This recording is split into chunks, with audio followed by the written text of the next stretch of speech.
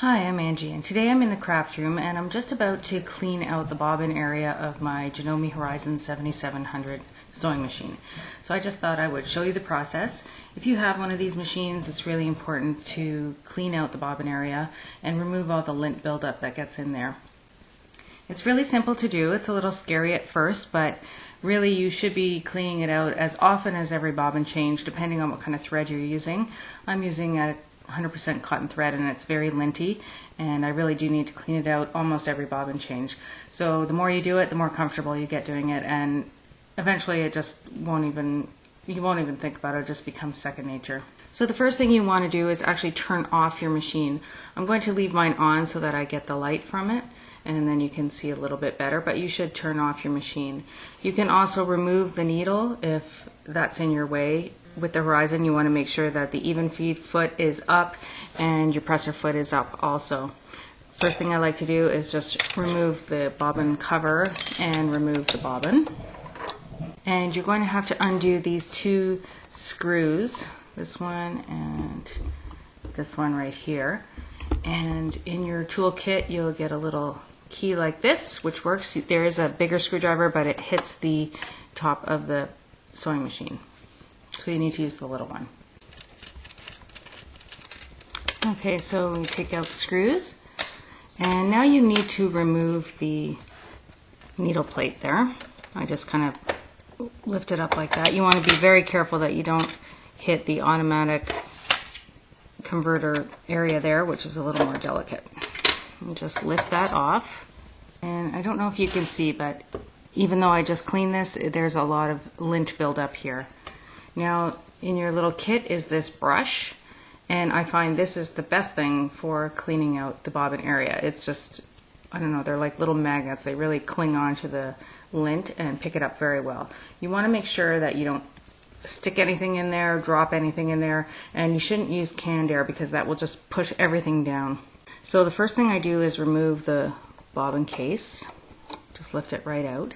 And you just want to make note there's a little red mark right here, and that's going to come into play a little bit later when you replace that. So you can just dust this off right now with your little brush underneath. Just make sure all the lint comes off, and it's ready to go back in.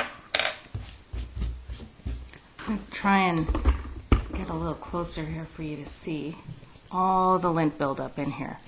There's a lot. So you just put your little brush in, and look how much that's picked up already. I just want to throw that away.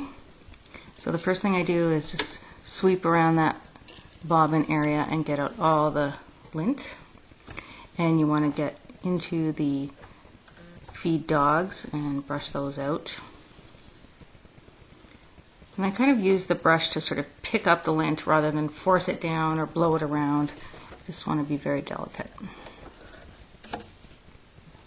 And just continue to gather up any lint that you can see.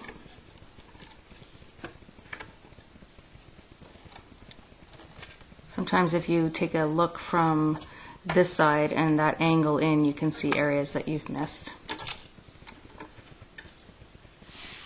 You can see there's lots down here. Put the little brush in, see how much that pulled out? Just kind of picks it up and pulls it out without actually brushing, because you don't want to force it deeper in there. And you should actually get your machine professionally cleaned and oiled once a year, or as recommended. Okay, that looks pretty good.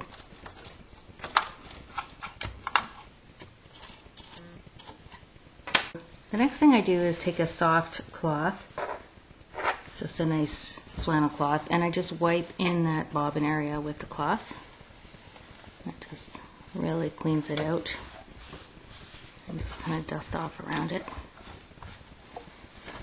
And that's it. That looks a lot better already. That will allow the feed dogs to move nicely, no problems in there, no stray threads. Now the next thing you want to do is replace your bobbin case. So I like to just pop it right in there, and then I want to line up the red triangles, and I just kind of go like this just to make sure it's in there nice and firmly. You can dust off the bottom of the plate, being careful not to damage any of the springs or anything. There's just a little bit of lint on there, and we'll replace that.